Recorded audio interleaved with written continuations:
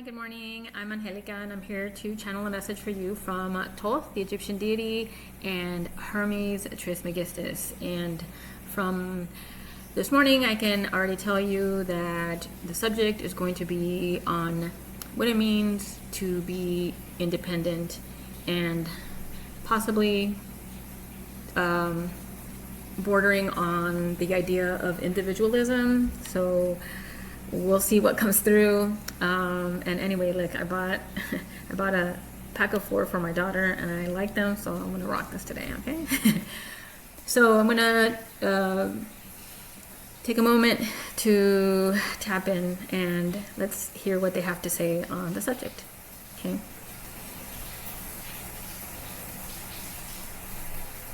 Your country, the United States of America, was founded on the principles that to be a superpower, it needed to become fully independent, meaning being free from reliance on other countries for the basic needs, and becoming a superpower by way of the power it yields from its military, the ability to use force at any time to bend the will of others. And the borders and fortresses that have been built around the United States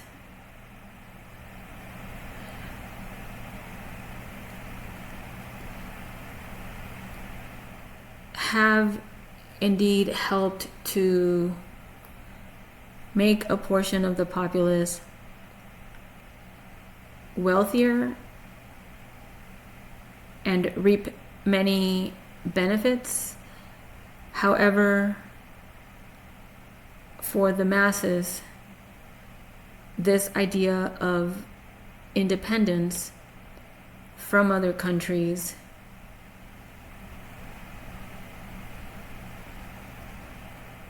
has only hurt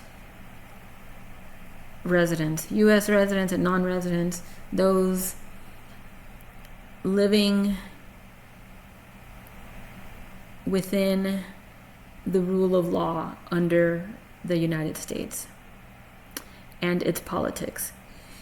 And so you see, even today, those ideals have been carried forward, that to thrive and to excel and to be a superpower, that the country can yield its financial or flex its financial muscles like tariffs, and use its military force to remain in power. Over the years, the divide between those less fortunate and the upper echelon has only widened because of this ill-conceived notion that independence from other countries and the separation that puts one country above the others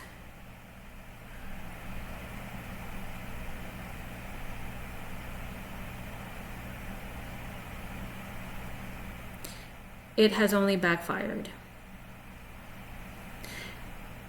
From the perspective of universal consciousness, God, all that is, whatever your preference is, and your terminology,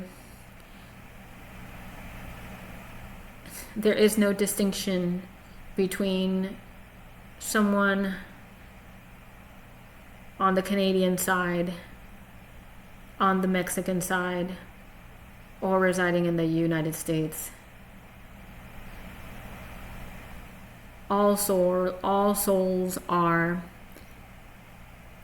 individuated aspects and children of God. There is no distinction by the country you live in, the city you live in, the state you live in. There is no distinction. In fact,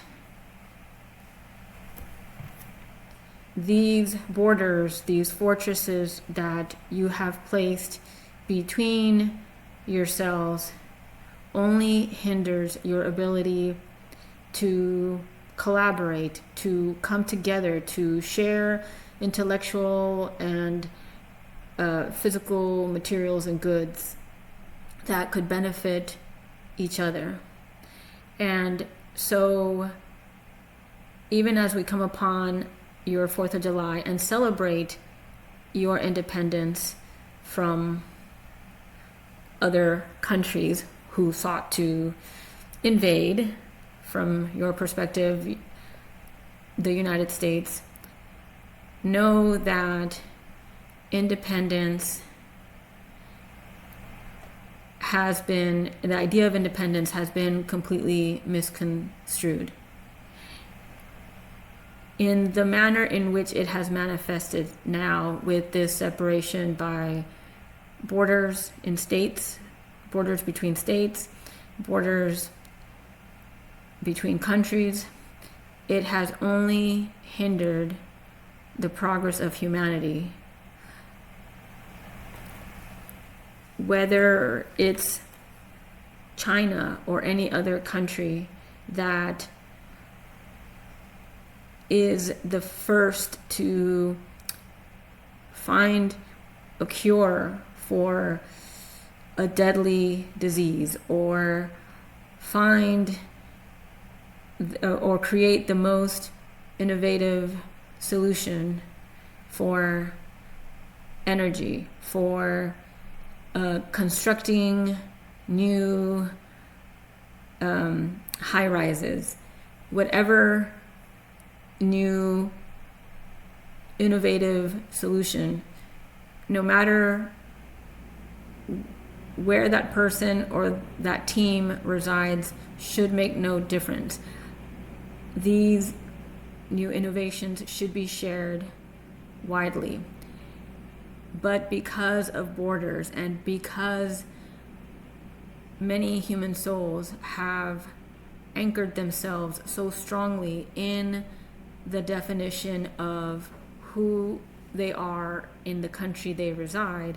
I am an American, I am Mexican, I am French.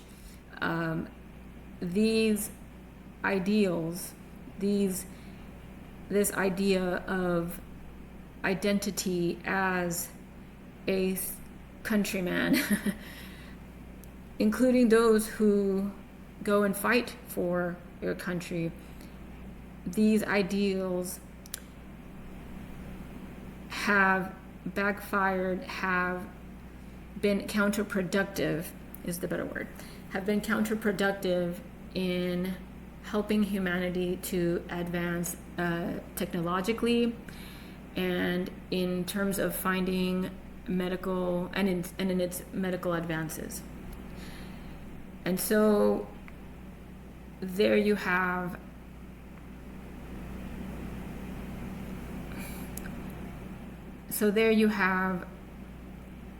a contradictory. When you look closely at your individual lives,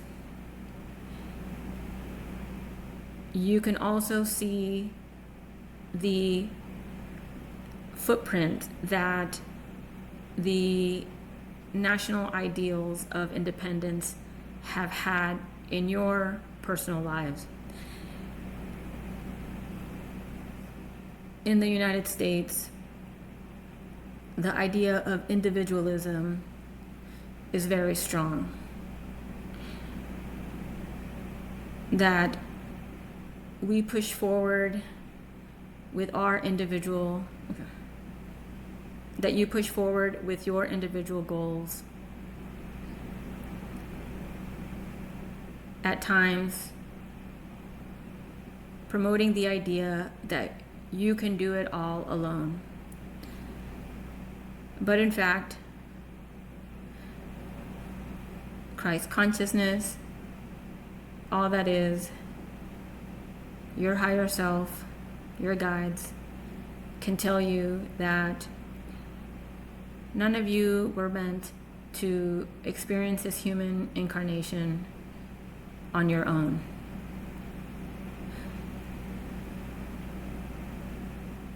You are universally connected to each other.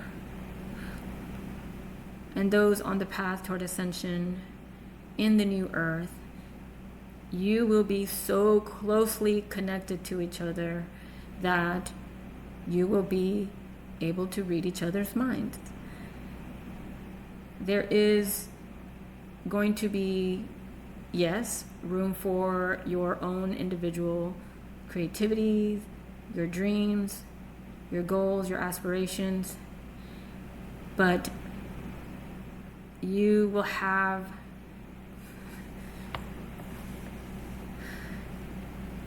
that ability through telepathy to connect with others, understand their innermost thoughts and feelings as permission is granted, so that you can create things that benefit the whole, not just the individual. And in your experience now on Earth, in your human experience, you do tend to fight against ideals that push for individualism. But again, you are not meant to do this alone. You are not meant to experience life alone. In fact, when you reach out to others for help, for their guidance, for assistance with even the most menial things, the interactions that you have with them, the camaraderie, the friendship, the relationship that builds from that is exactly what you need to help you further along in your journey. So don't brush off an opportunity to connect with a neighbor, to help a stranger, to ask for help from a stranger, and to never assume that you're being a burden on others by asking for help. We're not meant to do this alone, not individually, nor in this silly separation that you all have made with your borders, this geographic separation that is a very human, ego-based idea. And it will have no place in the new earth. All right, there you go. That's all they wanted. I think that's all that wanted to come through, and I think they got their message across. Okay, I leave you with that. Thank you.